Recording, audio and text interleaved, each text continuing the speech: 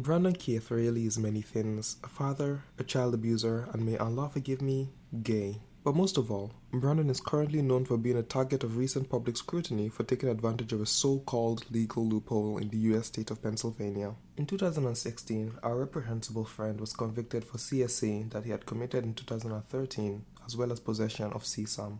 His victim was a 16-year-old student at the time of the offense. It is said that he exchanged thousands of messages and solicited them for inappropriate pictures while working as a chemistry teacher in the victim's school from 2010 to 2015. Brandon only got under 23 months of prison time before he was released on parole. He completed his probation in 2021, 1 year after he and his husband began searching for a baby carrier to harvest an infant from. Now I know you're probably wondering, why the hell would somebody willingly be a surrogate mother for a sex offender? Well, unfortunately, I'm also wondering the exact same thing. The husband of the surrogate said that Brandon had mentioned past interactions with the law, but for some godforsaken reason, the family didn't really want to dig into it. Needless to say, Brandon's hubby 100% knew of his husband's past extracurricular activities. Now, I'm not sure when these two started dating, but surely his sweetheart must have been aware of what he did. The couple managed to raise about $3,000 in 2023 to help fund the surrogacy process. I'm not sure why or how there's a legal loophole that allows a convicted sex offender to be anywhere near a child for any reason. But I'm not familiar with US law, so this is just utterly baffling to me. But then again, it's America, so I guess I shouldn't be too surprised. A convicted child molester went to prison for under 2 years, got out, immediately decided to have a child, got thousands of dollars to help fund getting said child, also got married, and now has a job.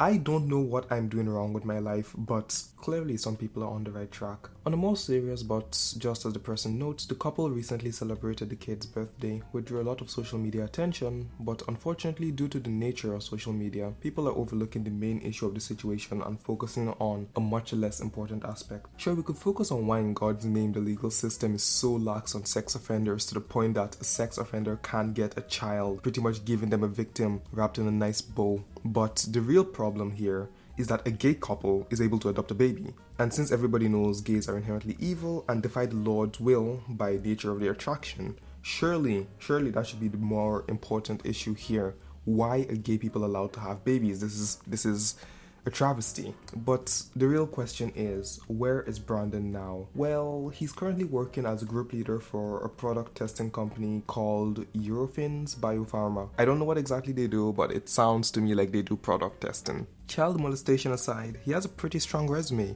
but that 4-year gap is a bit much. I'd say after careful consideration, we will not be moving forward with his application at this moment, but you should feel free to apply again next time. And hey, if a pedophile can manage to get a job, a family, and a kid, then what's stopping you from hitting the subscribe button and liking the video or not? I don't know, complain in the comments and tell me how much you love gay people or hate gay people or something, I don't care. Yeah.